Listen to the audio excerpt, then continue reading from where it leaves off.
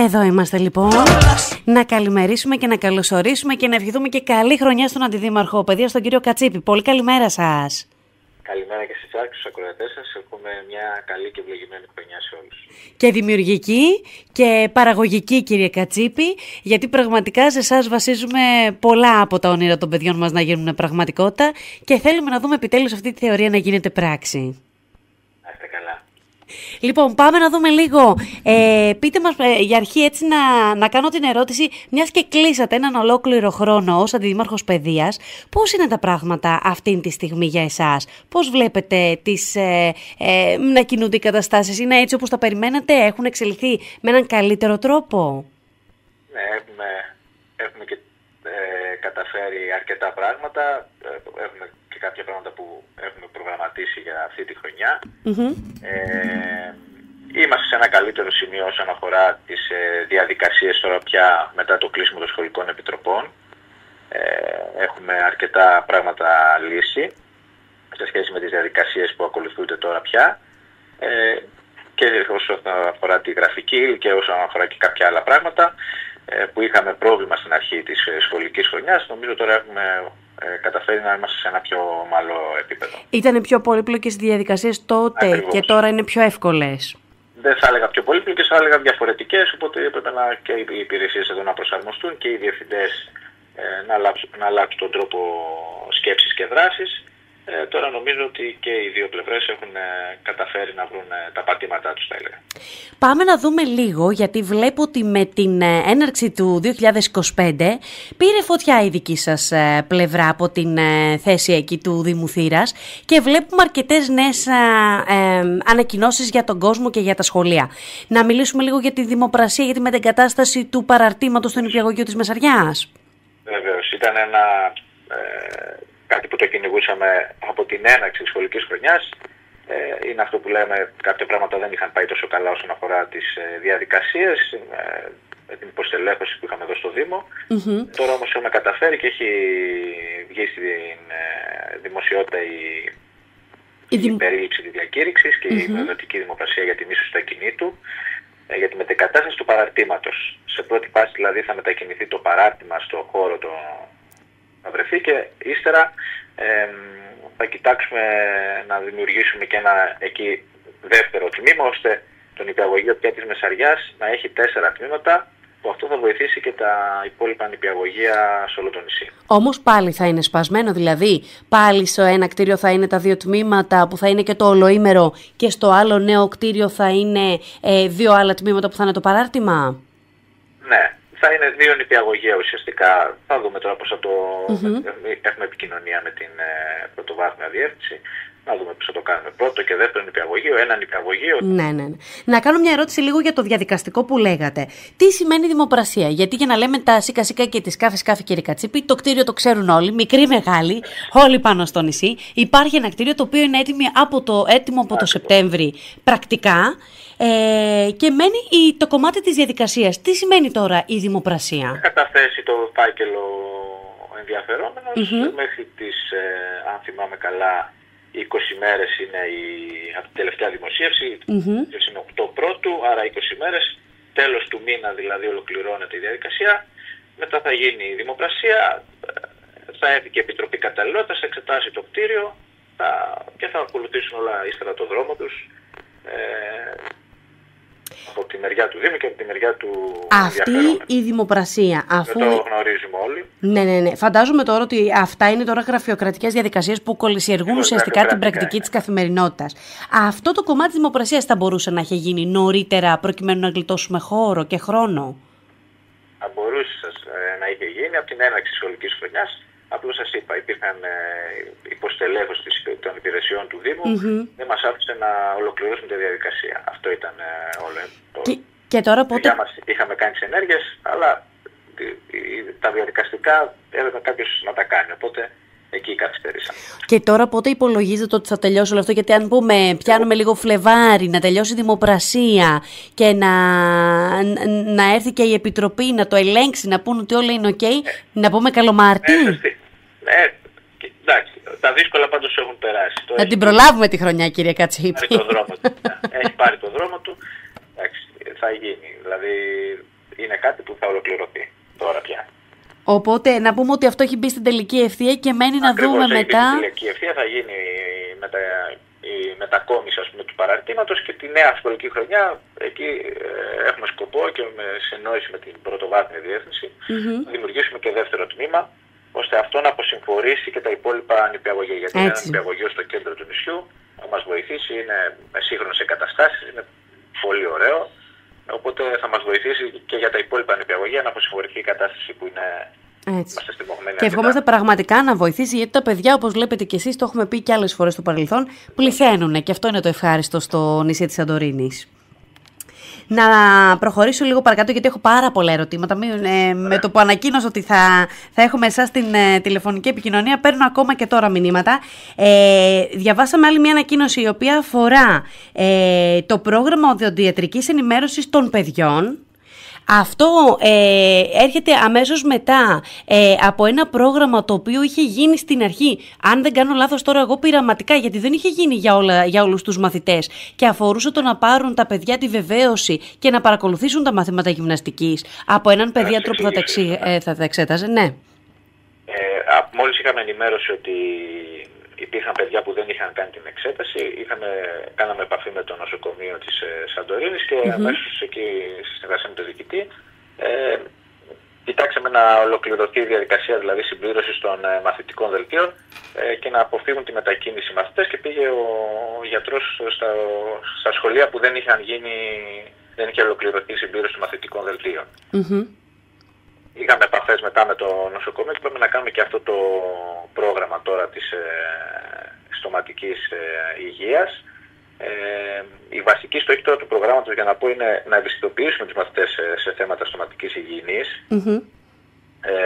μέσω του γιατρού που θα πάει εκεί και θα μιλήσει στους μαθητές. Αυτό έχει σκοπό να γίνει σε όλα τα σχολεία του νησιού, κύριε Κατσίπη? Θα γίνει στα δημοτικά σχολεία και επιλέξαμε πιλωτικά για αρχή τώρα την τρίτη τάξη και θα γίνει και στα σχολεία της θετικής αγωγής. Οπότε τρίτη δημοτικού σε όλα τα δημοτικά σχολεία. Κατάλαβα. Και στα δημοτικά σχολεία για την τρίτη τάξη, πιλωτικά. Και σκοπεύουμε αυτό να γίνει θεσμός, να γίνει δηλαδή κάθε χρόνο και να βάζουμε περισσότερους μαθητές στο πρόγραμμα, ώστε να μπορούν να παρακολουθήσουν την ενημέρωση. Για το θέμα το προηγούμενο που είπατε για τις εξετάσεις, ουσιαστικά για τη βεβαίωση, αυτό βλέπετε ότι θα μπορούσε να χρησιμοποιηθεί του χρόνου για όλα τα σχολεία? Βεβαίως, αυτό θα το κάνουμε πράξη του χρόνου για όλα τα σχολεία. Ξέρετε, μιλάμε για μια μεγάλη αποσυμφόρηση από τα προβλήματα που αντιμετωπίζουν όσοι γονείς πηγαίνουν στο Γενικό Νοσοκομείο Θήρας και πρέπει να περιμένουν αρκετές ώρες προκειμένου να πάρουν τη βεβαίωση για να πάνε τα παιδιά στο σχολείο. Ακριβώς. Μας βοηθάει πολύ η διοίκηση του νοσοκομείου σε αυτά τα θέματα, και στο ένα και στο άλλο, οπότε θα τα κάνουμε και τα δύο θεσμούς να γίνονται κάθε χρόνο. Μακάρι, εγώ σας το εύχομαι πραγματικά, γιατί είναι σίγουρα λύσεις που θα βοηθήσουν αρκετούς γονείς και πόσο μάλλον και αρκετούς γιατρούς προκειμένου να διοργανώσουν καλύτερα το δικό τους πρόγραμμα. Να πάμε τώρα λίγο και στις σχολικές καθαρίστριες. Αυτό ήταν ένα αγκάθι που πονούσε αρκετό διάστημα τα σχολεία της Σαντορίνης. Μια δεν είχαμε καθαρίστρια, μια είχαμε και έφευγε.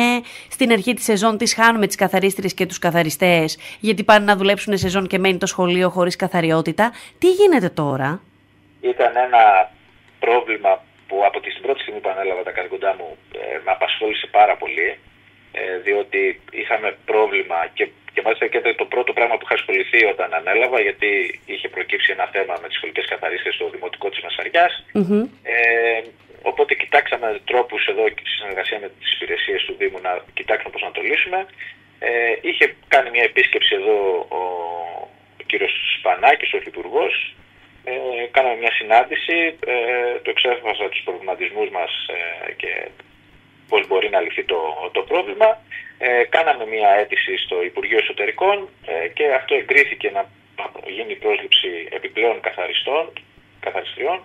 8 στο σύνολο μας εγκρίνανε, οπότε αυτό θα μας βοηθήσει πάρα πολύ στο κομμάτι, ας πούμε, της καθαριότητας των σχολείων, έτσι ώστε να έχουμε περισσότερους σχολικούς καθαριστές και να έχουμε καλύτερες συνθήκες καθαριότητας στα σχολεία. Τι αλλάζει στις συγκεκριμένες προϋποθέσεις, κύριε Κατσίπη? Δηλαδή, τι ανοίγει τώρα με αυτή την έγκριση του Υφυπουργού? Θα δούμε καλύτερο μισθό στην καθαρίστρια, θα δούμε καλύτερες συμβάσεις για μεγαλύτερο χρονικό διάστημα, θα δούμε μονιμοποιήσεις? Τι αλλάζει προκειμένου να δοθούν αυτές οι 8 θέσεις? Ο αριθμός των εγκεκριμένων σχολικών καθαριστών για τα σχολεία του Δήμου Θήρας.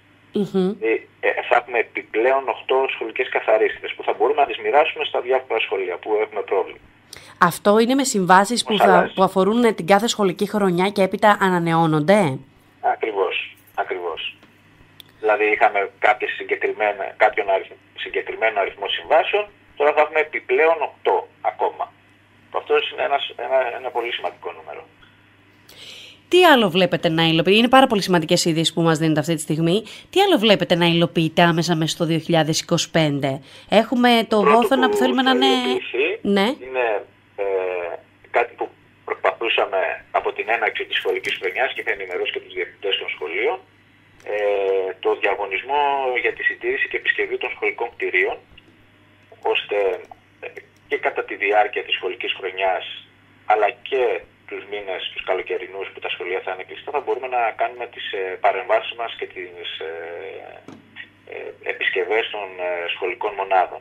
Είναι ένας διαγωνισμός με προϋπολογισμό 260.000 ευρώ και οι προσφορές είναι μέχρι 20 πρώτου. Οπότε θα ολοκληρωθεί από τους πρώτους μήνες του 2025 και θα έχουμε και συνεργεία συντήρησης σχολικών μονάδων για τα σχολεία μας. Μάλιστα. Άρα μέσα στο καλοκαίρι περιμένουμε να δούμε και άλλες εργασίες να υλοποιούνται προκειμένου να είναι έτοιμες αίθουσες, σχολικές αίθουσες και υποδομές για την έναρξη της νέας σχολικής χρονιάς. Αυτός ο διαγωνισμός είναι για όλα τα σχολεία της Σαντορίνης, όπως επίσης έχουμε στον προϋπολογισμό έναν κωδικό για το ΕΠΑΛ Θήρας 100.000 ευρώ για τη συντήρησή του, που από τότε που χτίστηκε το ΕΠΑΛ δεν έχει γίνει συντήρηση της σχολικής μονάδας. Επίσης έχουμε ανοίξει και έναν άλλο κωδικό για το σχολείο της Μεσαριάς, το γυμνάσιο της Μεσαριάς, που και αυτό δεν έχει γίνει συντήρηση από την ημέρα κατασκευής του. Και για αυτά τα δύο σχολεία έχουμε βάλει ξεχωριστούς κωδικούς συντήρησης. Και έχουμε βάλει και 260.000 ευρώ για τα υπόλοιπα σχολεία. Οπότε θα δούμε έργα συντήρησης ουσιαστικά στα περισσότερα σχολικά κτίρια του νησιού. Ακριβώς. Με προγραμματισμό και με συνεννόηση με τους διευθυντές, τις ανάγκες των σχολείων, θα κάνουμε παρεμβάσεις στα σχολικά κτίρια. Με αυτά... τελειώνει και το πρόβλημα που είχαμε με τους άβουλους χώρους, με εκείνο το διαγωνισμό που υπήρχαν προσφυγές, ολοκληρώνεται και θα έχουμε απαντήσεις προς το τέλος του μήνα, ώστε και εκεί να γίνουν παρεμβάσεις στους άβουλους χώρους. Στα σχολεία, στα νηπιαγωγεία κυρίως και στα δημοτικά και στα γυμνάσια έχουμε προγραμματίσει να κάνουμε παρεμβάσεις. Θα ολοκληρωθεί και αυτό, οπότε και με την διαγωνισμό συντήρηση σχολικών μονάδων και με τους άλλους χώρους που θα ολοκληρωθεί, θα παρέμβουμε στα σχολεία ώστε να κάνουμε αυτά που έχουμε συμμετέχει και με τους διευθυντές και χρειάζονται. Δημοτικό Μεγαλοχωρίου και Δημοτικό Βόθωνα θα είναι έτοιμα με το πρώτο κουδούνι του Σεπτέμβρη για να ξεκινήσουν τα παιδιά που είναι ούτως ή άλλως πολλά να μπαίνουν στις επιπλέον αίθουσες? Αυτό που θα είναι έτοιμο το καλοκαίρι με την έναρξη της νέας σχολικής χρονιάς θα είναι τα καινούργια κτίρια και στο Δημοτικό του Βόθωνα και στο Δημοτικό του Μεγαλοχωρίου, έτσι ώστε να μετακινηθούν οι μαθητές στα καινούργια τα κτίρια και να γίνουν επισκευές και ανακαίνιση και συντήρηση στα υπάρχοντα που υπάρχουν τώρα. Γιατί με το πέρας αυτών των εργασιών, κύριε Κατσίπη, καταλαβαίνετε κι εσείς ότι μιλούμε για μια πολύ καλή αποσυμφόρηση των μαθητών που αυτή τη στιγμή στιβάζονται μέσα στις τάξεις.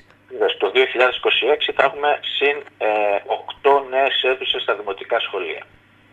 Μάλιστα. Θα δοθούν και τα υπάλληλα, οπότε στα νηπιαγωγεία και στα δημοτικά σχολεία το πρόβλημα, πιστεύω, για κάποια χρόνια όσον αφορά το μαθητικό πληθυσμό θα είμαστε σε μια καλή κατάσταση. Εκεί που αντιμετωπίζουμε σοβαρό πρόβλημα στην δευτεροβάθμια εκπαίδευση, στα γυμνάσια και στα λύκεια μας και μάλλον πολύ περισσότερο στο λύκειο, στο ένα και μοναδικό λύκειο που έχουμε και στο ένα και μοναδικό επαγγελματικό λύκειο. Εκεί τι γίνεται? Είχαμε πριν τις γιορτές μια συνέντευξη με τους μαθητές, οι οποίοι είπαν ότι τους ακούτε τους προβληματισμούς των μαθητών. Από τη μία υπάρχουν οι λιόμενες οι αίθουσες, οι οποίες θα δημιουργούσαν, με την αφαίρεσή τους θα δημιουργούνταν περισσότερος ελεύθερος χώρος για τα παιδιά. Από την άλλη είναι και αυτές απαραίτητες, μιας και τα μαθήματα ειδικότητας γίνονται εκεί.